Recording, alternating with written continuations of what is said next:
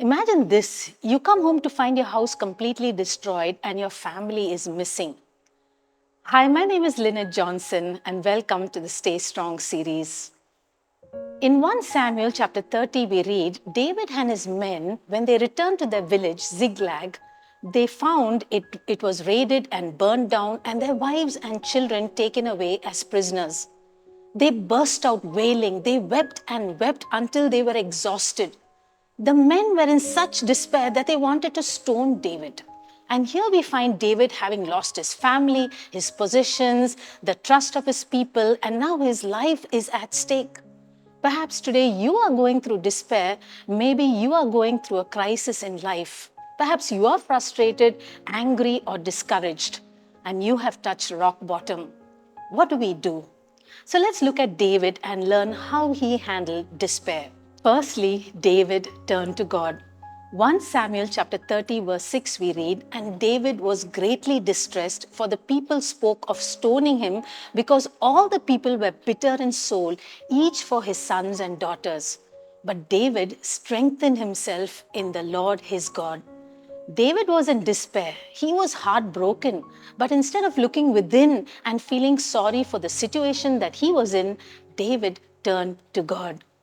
What about us today? Is everything going downhill like David? Let's not look at our difficult situation. Instead, let us turn our eyes to God. Secondly, David trusted God. David not only turned to God, but he also trusted God. In Psalm 56 verse 3, David writes, when I'm afraid, I put my trust in you. David was afraid for his family. He would probably never see them again. He would have been afraid for his life because the people wanted to stone him. At the time when he was most fearful, David chose to trust God. He remembered of God's greatness. He knew that God was aware of his situation. He knew that God was for him, and so he trusted God. Are you going through discouragement and despair? Recollect God's greatness. Know that He is aware of your situation. Know that God is for you and put your trust in Him.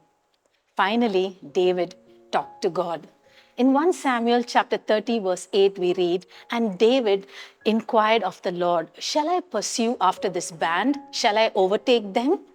And God answered him, pursue, for you shall surely overtake and shall surely rescue. David talked to God. Hebrews 4:16 says, so let us come boldly to the throne of our gracious God. There we will receive His mercy and we will find grace to help us when we need it most.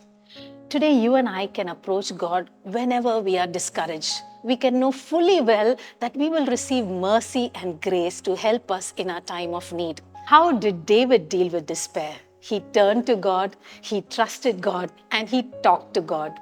And God answered him. David and his men were able to recover everything that was taken, and nothing was missing, including his family. Helen Lemmel was a songwriter. She was inspired by the life of Lilias Trotter.